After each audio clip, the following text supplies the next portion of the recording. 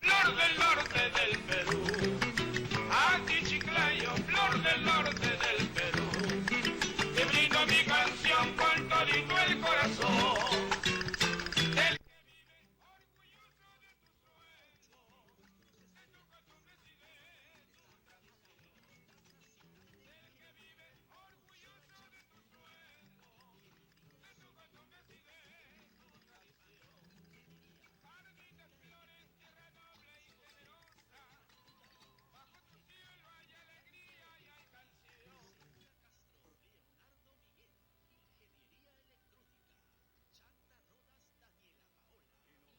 Chiclayo a comernos un ceviche de cachema ahí en Santa Rosa, Montebú, Pimentel, Empreñá, Peille, Mompacora, Olmos, Puerto de Villa de Pomalca, Tumán y la tierra de los brujos. Hola, dos. Hola, dos. ¿Tú, Pepe? Hola, hola. Ahí está.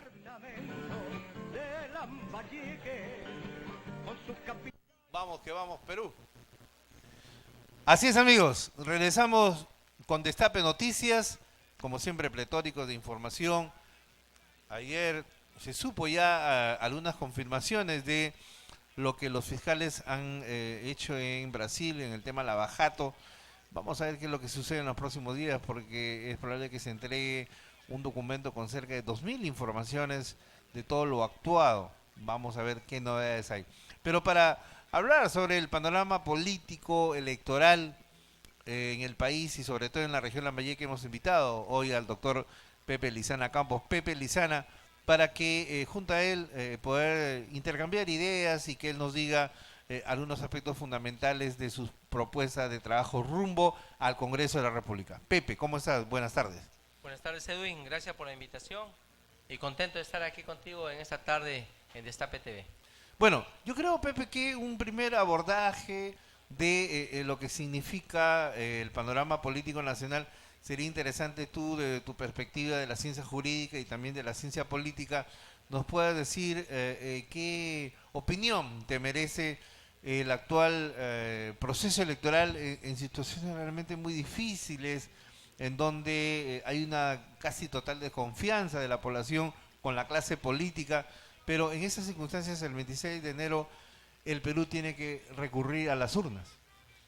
Bueno, se nos avecina ya el próximo 26 de enero las elecciones congresales, donde el pueblo peruano tiene que ir nuevamente a las urnas a emitir un voto de confianza, elegir al nuevo parlamento peruano para el periodo complementario 2020-2021, ¿no?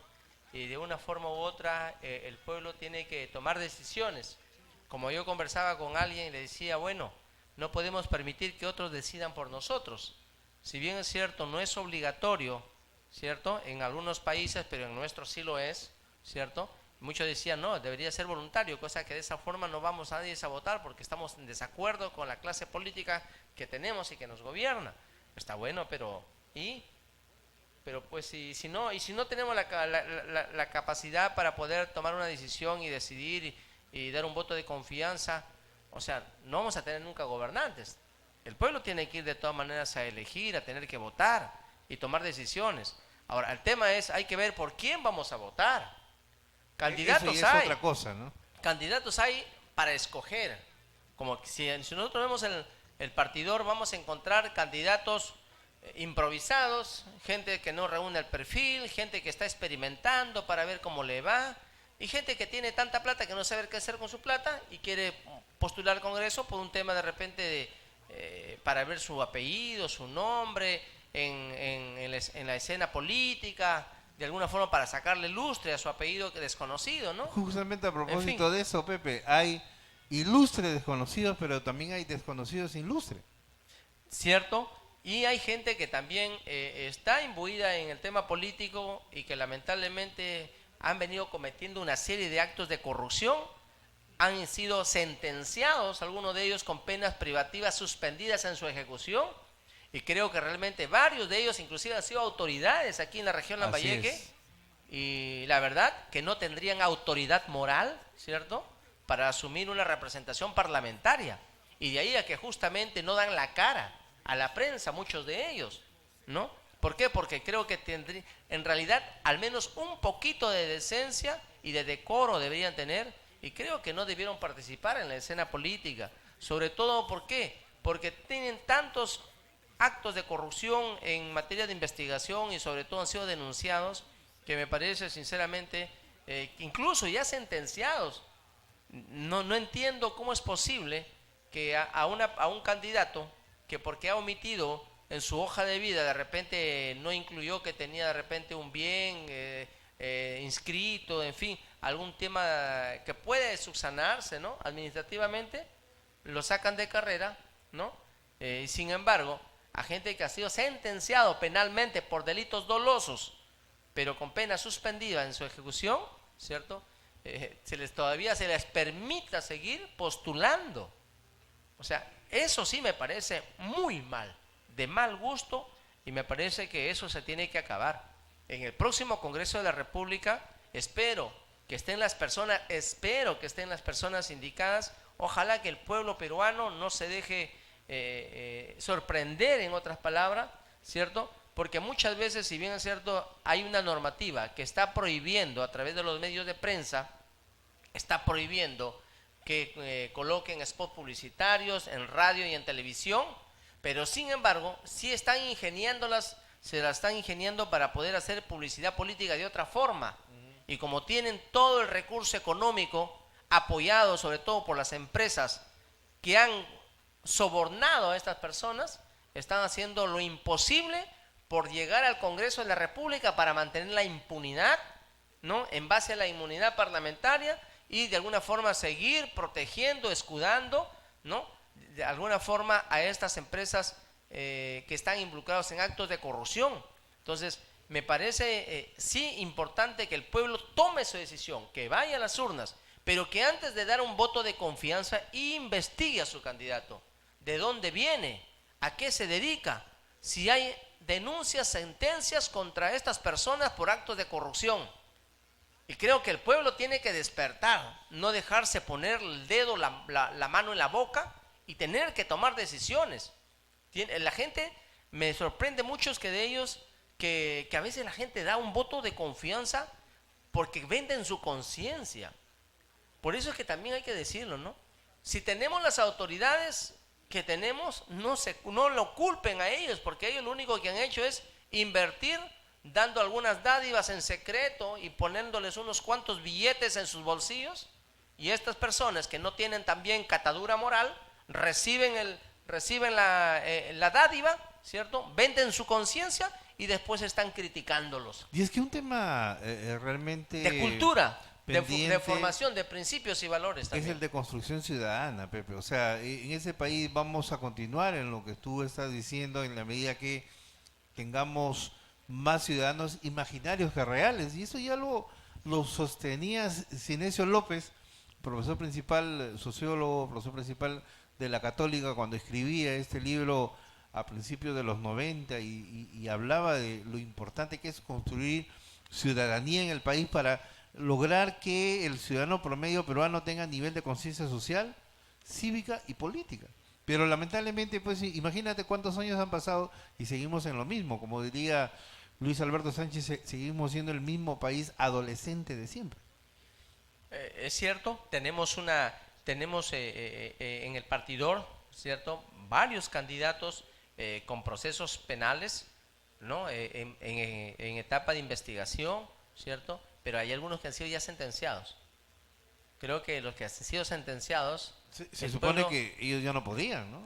deberían no participar. Creo que por un tema de decencia, De un mínimo por de un decoro, tema ¿no? de dignidad, de decoro, Claro. y de respeto a la El problema población. es que ellos no lo conocen, ¿no? O sea, ellos no conocen lo que es vergüenza, lo que Deshonroso, por es... cierto. Totalmente. ¿No? Y lógicamente, como tienen todo el dinero, invaden la ciudad, la región, con grandes paneles.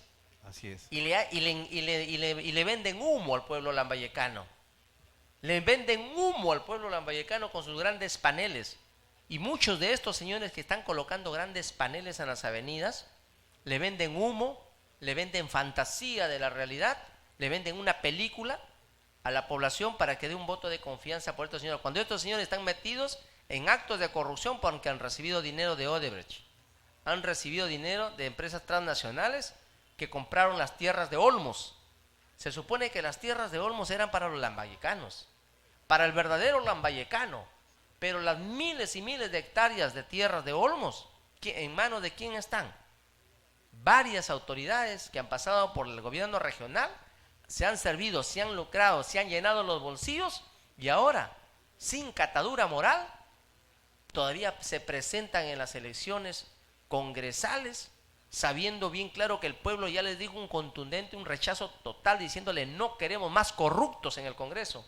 Pero a pesar de eso, parece que no tienen sangre en la cara y todavía tienen la desfachatez de asumir una candidatura al Congreso, y eso es lamentable. Y es que en el tema de Olmos, Pepe, por ejemplo, hemos sido de la expectativa, de la esperanza, al desencanto casi total, porque resulta que ahora Olmos es un proyecto donde se ha generado un latifundismo digno de mejor causa, donde solamente el grupo Gloria y algunos de los grandes amigos de los expresidentes de la República que les han permitido pues tener la cantidad de hectáreas que solo ellos pueden tener, son los únicos posesionarios y propietarios, que encima de eso el Estado le está promoviendo la construcción de la llamada nueva ciudad de Olmos, donde el Estado ha puesto 500 millones de soles. Esto realmente es escandaloso, Pepe, ¿no crees? Sinceramente creo que la dinámica social nos muestra que las poblaciones por necesidad van construyendo y van edificando sus ciudades, ¿no? El hecho mismo de que plantearse un tema de urbanidad y crear una nueva ciudad en Olmos, en fin, espero que forme parte de las políticas públicas del gobierno. En todo caso, lo que sí considero de que el desarrollo de las ciudades debe ser de manera sostenida y planificada, ¿no? En el tiempo. Más allá de eso, Edwin, se nos viene ya estas elecciones y se nos viene también las fiestas navideñas, ¿no? Entonces, hay normas electorales que están justamente en vigencia, y estas justamente prohíben una serie de acciones de poder participar a los candidatos también en actividades festivas. Ya no pueden fungir de no, Papá Noeles y nada. Mamanuelas los candidatos. Claro. Honestamente creo que en cierto modo ha beneficiado mucho estas normas porque de alguna forma equipara un poco la competencia electoral, un poco, ¿no? Porque de tal manera que anteriormente en estas etapas electorales mayormente la gente por un panetón, por una taza de chocolate, corren y no sabiendo de quién viene, ¿no? Lógicamente aquella persona va, invierte una aguja y luego recupera una barreta, ¿no? Entonces eso ha sucedido siempre. Ahora, tenemos un Congreso y esperemos que el próximo Congreso de la República, Edwin, sea un Congreso totalmente diferente al que acabamos de tener. ¿Por qué? Necesitamos un Congreso que sea proactivo, que sea dinámico, que plantee e impulse proyectos de ley que beneficien y que vayan a satisfacer las grandes demandas sociales que están postergadas y que el pueblo necesita ser atendido. Siempre hemos tenido congresistas de la República que llegan al poder para luego que protegerse a sí mismos, blindar a sus empresas y hacer los grandes negocios, los grandes lobbies, y se olvidan del pueblo. ¿Dónde están las leyes que favorecen al pueblo? Ahí tenemos trabajadores, por ejemplo, que han trabajado en el sector público, con la 276, con la 728, han aportado las AFP, las que vinieron también con el cuento de las AFP para tener una pensión de jubilación decorosa y que nos sirva hasta nuestros últimos días de vida. Sin embargo, muchos ya no siguen trabajando en el sector del Estado, han trabajado 10, 15 años y su dinero está congelado ahí, no lo pueden retirar. Las AFP se han adueñado del dinero, se han enriquecido con el sudor, con el esfuerzo y el trabajo de millones de peruanos que han aportado a las AFP. Y hasta el día de hoy no se hace la entrega efectiva y real, concreta, a los aportantes de las AFP. Yo creo que tenemos que impulsar un proyecto de ley que nos permita reivindicar a los trabajadores con la entrega del sudor de su trabajo, de su esfuerzo, y que está ahí congelado en las cuentas de estos señores.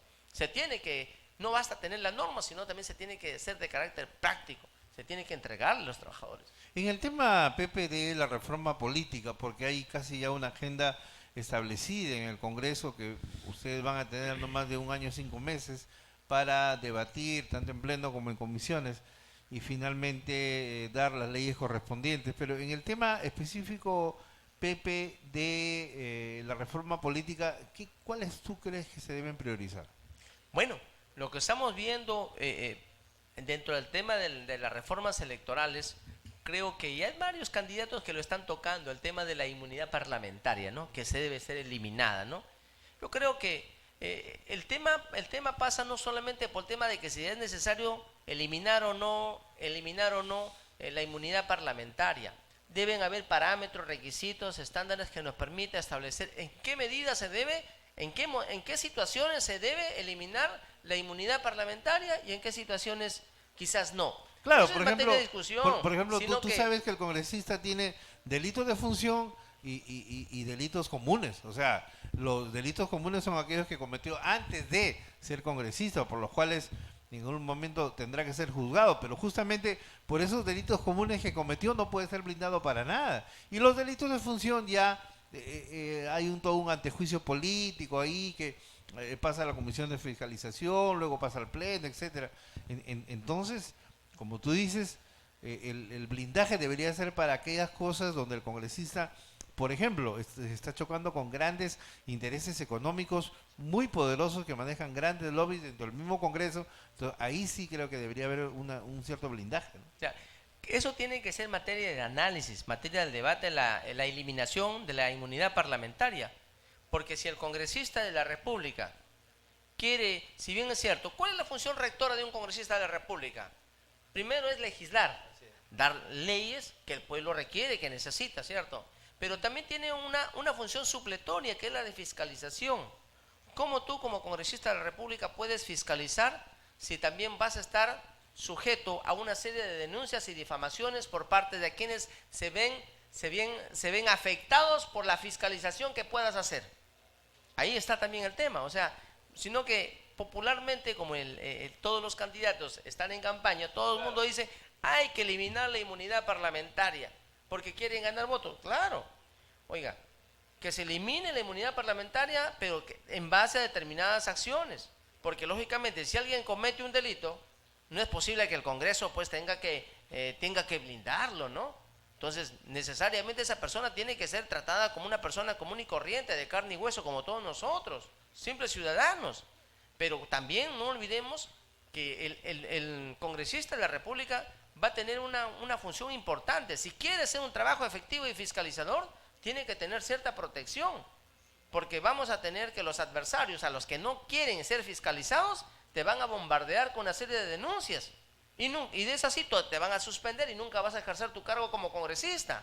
O sea, también ese es el otro lado de la moneda. O sea, no se trata simplemente de alegremente decir vamos a levantar la inmunidad parlamentaria, hay que eliminarla. O sea, si queremos ganar votos, decir que vamos a eliminar la inmunidad parlamentaria. Ya a veces son medidas un poco populistas. Claro, pero eso será materia de análisis. Espero que el próximo Congreso tenga que analizarlo y debatirlo. Ahora, Edwin, Pepe, con respecto a las propuestas que tenemos. Ya, sí, y entremos de una vez al tema de las propuestas. ¿Qué propone Pepe Lizana a la región Lambayeque?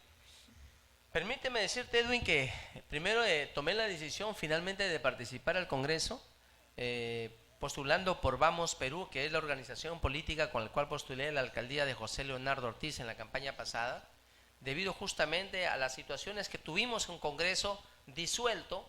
¿Por qué? Porque este Congreso que fue disuelto se lo buscó, hizo los méritos necesarios. ¿Para qué? Para ser disuelto. La culpa no lo tiene el presidente Martín Vizcarra, el señor Salvador del Solar, nuestro premier de la República. No, sino que el Congreso mismo, los señores congresistas, nuestros representantes, hicieron, o en todo caso, no, el mérito necesario para que se disuelva el Congreso.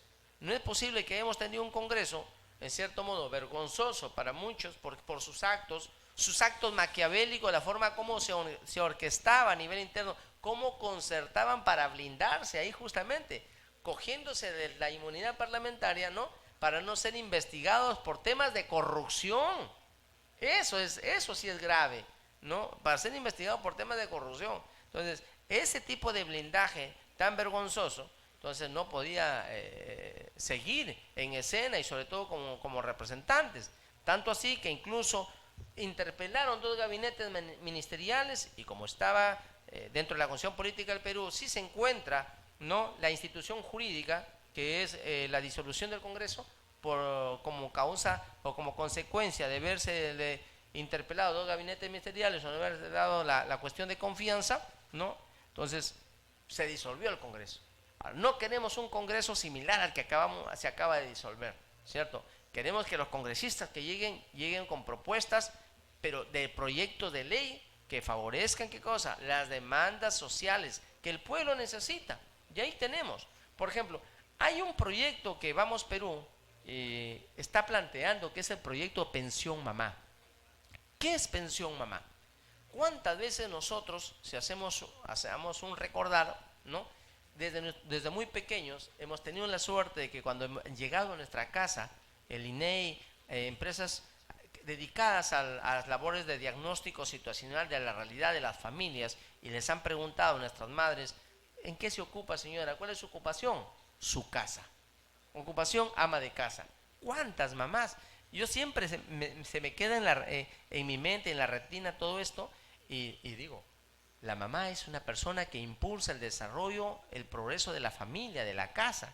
No solamente la que se dedica a los quehaceres del hogar, cuida, protege a sus hijos, los envía a la escuela, y de ella depende que sean hombres y mujeres del bien, para el progreso y desarrollo de su comunidad y su pueblo, y sean líderes y los futuros gobernantes de su país. Y ella es la que da los primeros principios y valores, porque ella es la primera educadora.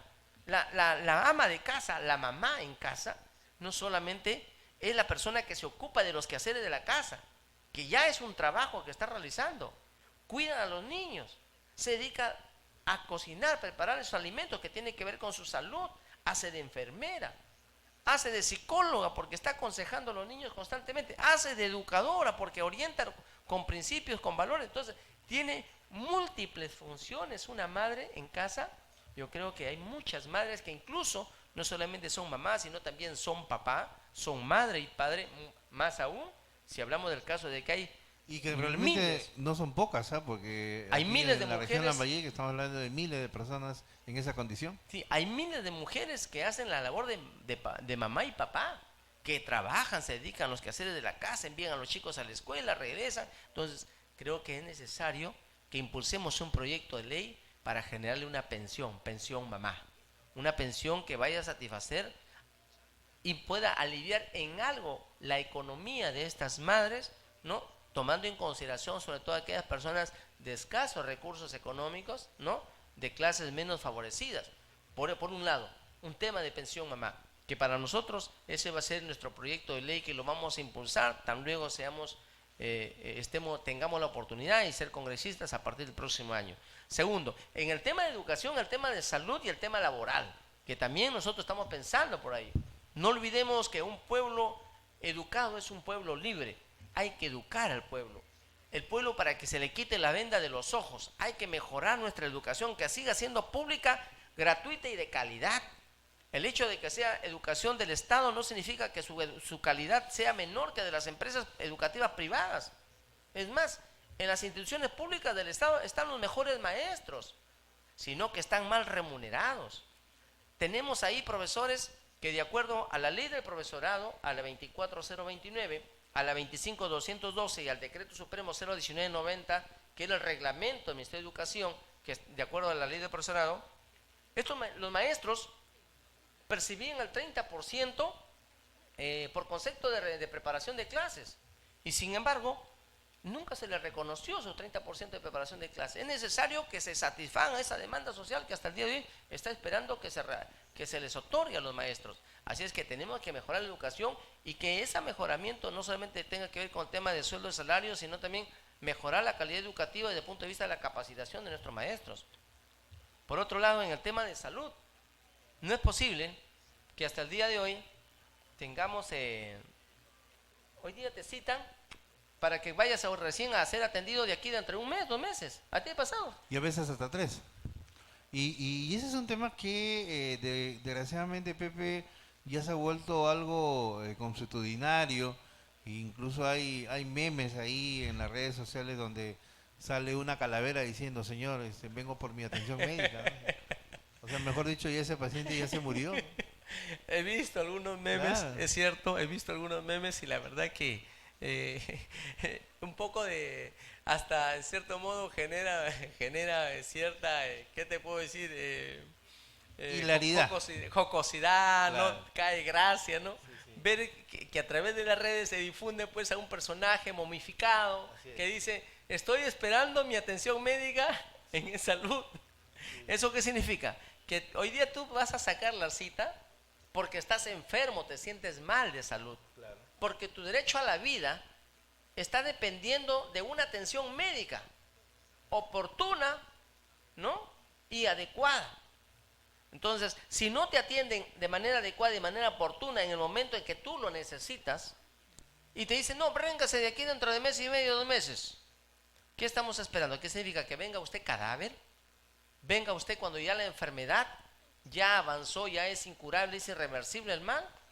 ¿O véngase después que ya se curó usted en casa con hierbitas, con pajitas, comprando en el mercado? O sea, ¿dónde estamos? Ese tipo de atención médica, por favor, se tiene que cambiar. Aquí los que nos atendemos en el Seguro Integral de Salud, en el CIS, de Salud, no somos ciudadanos de tercera, cuarta, quinta clase. Todos somos iguales. La atención médica es prioritaria, fundamental. El derecho a la salud, todos tienen que ser atendidos de manera oportuna.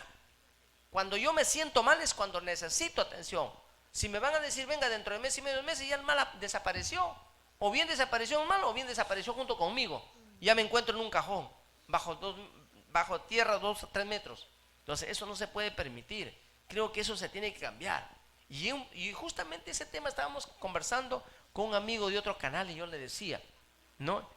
Al entrevistador le decía, me decía, no, pero eso no se puede. Porque nadie puede tener, sí, solamente es para la gente de escasos recursos económicos, me decía. Sí, pues le decía, lo que pasa es que ese es el chip que nos han metido en la cabeza. Ese es el chip. La salud sí se puede mejorar y para todos por igual. La salud no tiene que ser salud para clase A, salud B para otra clase de menor recurso. No, la salud debe ser para todos por igual. El tema está en que el Estado tiene que asumir ese rol, ese compromiso de mejorar y contribuir en la salud de su población. En otros países, la salud y la educación lo asume el Estado y para todos es por igual.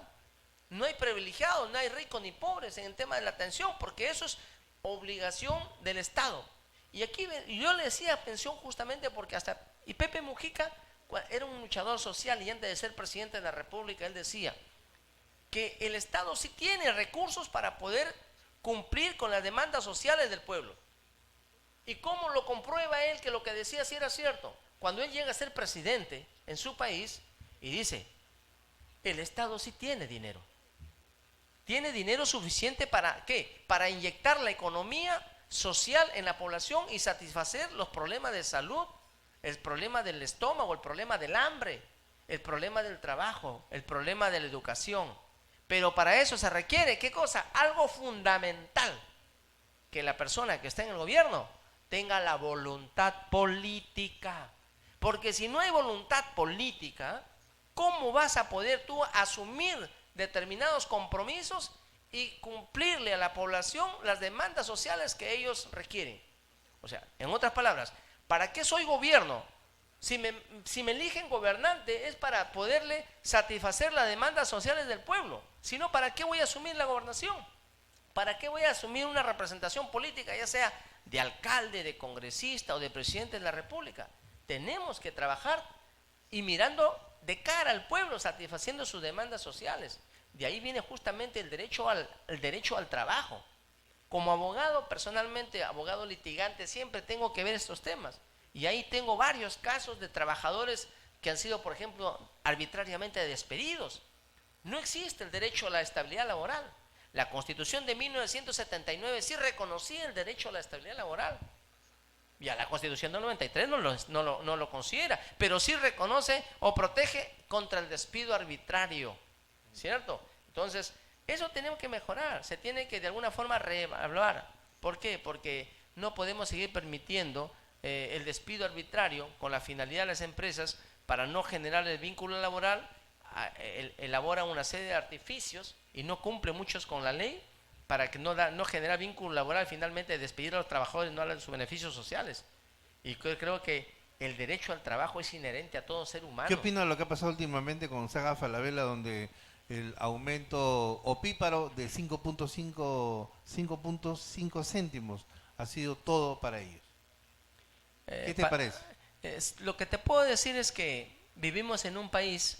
Pero como- ¿no te parece escandaloso que una transnacional que genera millones de soles semanales, que vende como loco todos los días y que los chicos que trabajan ahí no trabajan 8, Pepe, trabajan 10 hasta 12 horas diarias, son esclavos del trabajo y sin embargo les han aumentado 5.50? ¿Dice, no es una burla? Te decía, vivimos en un país, muchos a veces jocosamente decimos estamos en Perulandia, donde todo sucede. Y viene al caso lo que te decía, cuando tuve la suerte de conversar con nuestro amigo de un medio televisivo que me entrevistaba y me dijo, es imposible, doctor Lizana, lo que usted está diciendo, es demagogia, usted está haciendo demagogia, me dijo. ¿Por qué? Porque no se le puede dar seguro integral de salud a todos los peruanos. No se puede mejorar la situación económica de los maestros. No se puede satisfacer los problemas laborales de la gente, del pueblo. Es demagogia. Y yo le decía, lo que falta es voluntad política. Pero me decía, no se puede. Y yo le decía, sí se puede, voluntad política. Pero la voluntad política tiene que ir de la mano, mi decisión, con mi conocimiento e información de la realidad. Tengo que saber que nosotros aquí en Perú tenemos una constitución del 93 que protege y blinda mucho a las empresas transnacionales con una serie de exoneración de impuestos y tributos. Grandes empresas transnacionales se la llevan fácil, no pagan impuestos, no pagan una serie de tributos. Tales ahí las empresas mineras. Oiga, las empresas mineras es fácil, pues contaminan el medio ambiente porque las multas que les aplicas son demasiado irrisorias, ínfimas. Imagínate tú que la empresa minera gana millones y millones y millones de dólares, ¿no? Sin embargo, las multas, ¿de cuántos son? 100.000 soles, 200.000 soles, $500,000. Para ellos simplemente es una propina, Y es un sencillo. Encima pelan, Pepe, no Claro. creas que ellos se quedan así nomás que... ¿Por qué? que Porque tengan que pagar eso. en el Congreso de la República tienen congresistas que son lobistas, que son los que apoyan, se colusionan con estas empresas mineras. ¿Para qué? Para que les sigan exonerando tributos, impuestos, y a cambio, y justamente por eso, para mejorar la salud, la educación de nuestro país, tenemos que reevaluar los convenios, los tratados, los contratos con esas empresas transnacionales, y se tiene que plantear de alguna forma tomar las acciones legales que nos permita de alguna forma controlar, fiscalizar, para recuperar lo que está saliendo del Estado peruano, porque nuestros recursos están siendo explotados por las grandes empresas transnacionales, nuestros recursos, ¿cierto? Y se la llevan fácil. ¿A costa de qué? A costa del hambre, a costa de la miseria, a costa de gente explotada, como las empresas chilenas que tenemos acá, como tú mismo bien lo dices, que los hacen trabajar no 8 horas diarias, sino trabajan 10, 11, 12 horas diarias. ¿Por qué? Por sueldos miserables. Eso es una explotación. O sea, ¿de qué nos sirve tener una constitución de 1993, supuestamente proactiva, neoliberal, ¿no? Con muchos derechos de libertad? Pero ¿libertad para quién? Para las grandes empresas transnacionales, para que inviertan una aguja y saquen una barreta todos los días. ¿A costa qué? De la gente necesitada, ¿no? Explotándolo. Yo creo que eso es incorrecto.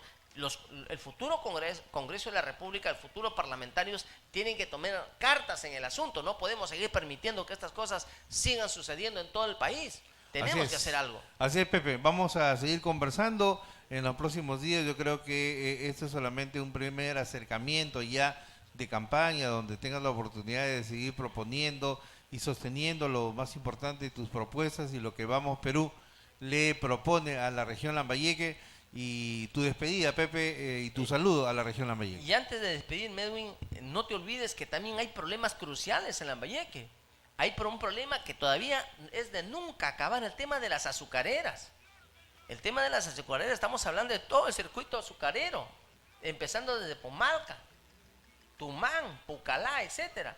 El problema de los trabajadores que vienen teniendo una serie de situaciones donde el Congreso de alguna forma tiene que ver la manera de cómo poder establecer los mecanismos legales que nos permitan de alguna forma coadyuvar para que se solucionen esos problemas. Pero Pepe, mira, ahí sí yo te voy a decir algo porque tú sabes que conozco muy bien esa realidad. Uno, el Congreso mismo de la República es culpable de lo que pasa en Pomalca y Tumán con la famosa ley de protección patrimonial. Porque a partir de eso ha hecho que los de esos grandes grupos vividores hayan hecho lo que han querido en los últimos 15 años. Uno, y el poder perjudicial del Perú, porque eso es lo que es poder perjudicial del Perú, a través de las medidas cautelares de jueces de Quispicanchis, de Huaynayaco, de Pisquilaya, cambian administraciones judiciales y ya va el muerto número 26. Seamos concretos, Pepe, hablemos de realidades lacerantes. Eso El poder es el gran legislativo problema. y el poder perjudicial tienen la culpa de lo que pasa en esas empresas y, por supuesto, el Estado y el gobierno que se hace loco. Por lo mismo, Edwin. O sea, hay temas importantes que también en Lambayeque suceden, como es todo el tema del circuito azucarero. O sea, si hay parte de culpa, ya sea por el legislativo y el judicial, pero por favor, válgame Dios, nosotros los lambayecanos, a mí me duele mucho porque yo soy chiclayano de nacimiento, yo soy lambayecano, lo siento en carne propia y como luchador social, como sindicalista, como maestro, como profesor, que trabajé muchos años en el magisterio y he tenido alumnos de diferentes realidades, conozco bien la idiosincrasia de mi pueblo lambayecano y más ahora como abogado, dedicado muchos años al tema de la administración pública, conozco esta parte de esta problemática, entonces considero que nosotros de llegar al Congreso tenemos que hacer algo para remediar esta problemática, porque no podemos seguir permitiendo que se les siga maltratando a nuestros hermanos de las empresas azucareras de acá de nuestros pueblos, de nuestros distritos, Tumán, Pomalca, Pata, Popucalá, que vienen teniendo serios problemas desde muchos tiempos atrás. Entonces yo creo que eso se tiene que solucionar y de alguna forma ver también con respecto al tema del magisterio, el tema de salud. Tenemos que hacer algo por los trabajadores, tenemos que hacer algo y esperemos pues de alguna forma que el pueblo lambayecano este 26 de enero dé un voto de conciencia. Desde aquí, ¿Qué Edwin, tiene que marcar el pueblo lambayecano ese 26 de enero y qué número tiene que escribir? desde aquí, Edwin, agradecerte por la invitación a Destape TV y pedirle al pueblo de Lambayeque que no pierda la fe, que todavía hay gente honorable, gente decente, que queremos hacer decencia política en el Congreso de la República. Decencia y docencia. Que de alguna forma, gracias a Dios, tenemos vocación de servicio, tenemos buenos principios, una buena formación, venimos de un hogar sencillo, humilde, pero sí con mucho deseo de trabajar por nuestro país.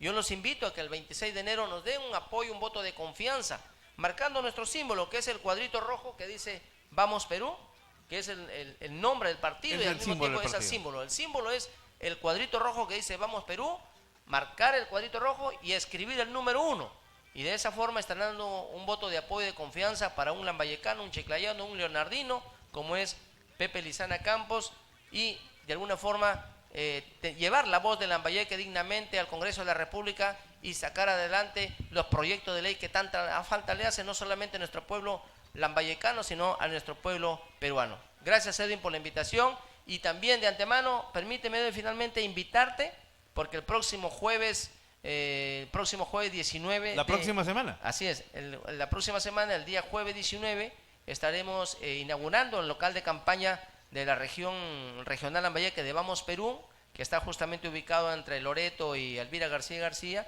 a partir de las 3 de la tarde. A media cuadra de la Federal Alemana. Así, enfrente de la Federal Alemana tenemos una concentración ahí que nos vamos a tener un pequeño compartir con todos nuestros amigos, simpatizantes y familiares y militantes que nos acompañen esa tarde. Es que estás invitado, Edwin, y desde aquí también invito a todo el pueblo lambayecano, a todos nuestros hermanos lambayecanos, tanto de Leonardo Ortiz, Chiclayo, Forreñafe, Lambayeque, para que nos puedan acompañar y de esa manera apoyar la propuesta política de Vamos Perú rumbo al Congreso de la República. Muy gracias, bien, Pepe. Muchísimas gracias por tu presencia y a ustedes también, amigos. Será hasta la próxima, que ya será el día lunes.